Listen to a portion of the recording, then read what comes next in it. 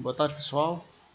Vamos fazer hoje a correção da atividade História e já fica marcado amanhã uma pequena avaliação desse conteúdo.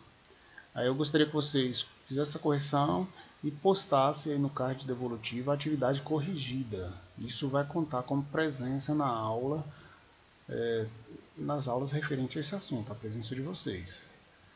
Vamos lá. O que foi a Guerra Fria e por que ela recebeu esse nome? São duas perguntas em uma, né? Então a resposta é: a Guerra Fria foi o período em que os Estados Unidos e a União Soviética criaram um equilíbrio de forças com base em influências política, né? Com base nas áreas de influência política e econômica, desenvolvimento tecnológico e militar, um equilíbrio de força entre essas duas superpotências.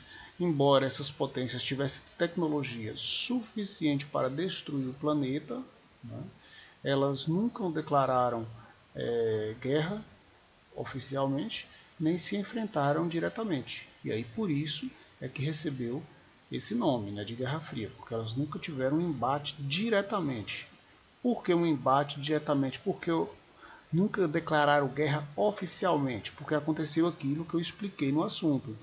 Em muitas partes do planeta, as disputas ideológicas entre capitalismo e socialismo se deram nesse período. Nós demos exemplo aí da Coreia do Norte, Coreia do Sul, Indochina, em Cuba, na China, em vários países. Praticamente em todos os países tiveram esses confrontos ideológicos. E os capitalistas nesses países eram sempre apoiados pelos Estados Unidos e os socialistas pela União Soviética. Né? Então dava os mais variados apoios, desde treinamento com agentes secretos, desde fornecimento de armas, né? Financiamento com dinheiro. Então não houve um enfrentamento direto, mas indiretamente essas duas superpotências estavam ali o tempo todo se enfrentando, né? Utilizando essas áreas periféricas do planeta. A outra pergunta são duas também, perguntas em uma. Quais foram as alianças militares formadas durante a Guerra Fria e quais eram seus objetivos? As alianças militares foram, de um lado, a Organização do Atlântico Norte, né, conhecida como OTAN, que era formada sob a liderança dos Estados Unidos, incluía também o Canadá e mais 10 países da Europa ocidental. Aí você vai colocar a Inglaterra, o Reino Unido no caso, né? Você vai colocar a França, Portugal, Espanha e por aí vai. Já o Pacto de Varsóvia, que é a outra grupo, né? A outra aliança militar, associava os países do leste europeu, sob o comando da União Soviética. Aqueles países ali mais próximos, Polônia, Hungria, próximo à União Soviética. No caso da OTAN, né, que aí já é respondendo a segunda pesquisa, quais eram os seus objetivos? Elas tinham, no caso, tinham o objetivo de ajudar, né, os países membros, ou seja, os países que participavam dessas alianças militares, ajudar esses países, né, os membros ali se ajudarem, tanto na cooperação militar e tanto na questão de, no caso dos Estados Unidos com a Europa Ocidental, de financiamento. Né? E isso era muito simbólico, que representava a força desses países do Ocidente contra a União Soviética. E o Pacto de Varsóvia tinha o mesmo objetivo e as mesmas pretensões da OTAN, né? Que era para manter, né, evidente a coesão, né, a cooperação entre esses grupos. A nossa terceira questão pede para a gente fazer de forma resumida as políticas adotadas pelo governo dos Estados Unidos durante a Guerra Fria. Primeiro, a doutrina Truman, né, que foram um conjunto de políticas adotadas com base no discurso do presidente dos Estados Unidos, o Henry Truman, em 1947, que procurava consolidar a influência dos Estados Unidos na Europa Ocidental.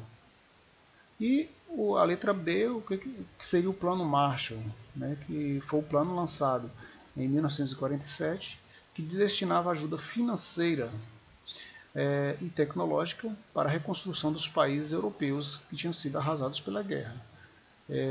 Que também, ao mesmo tempo, ao destinar essa ajuda financeira e tecnológica, eles colocavam esses países, na Europa Ocidental, sob a influência do capitalismo, a influência dos Estados Unidos.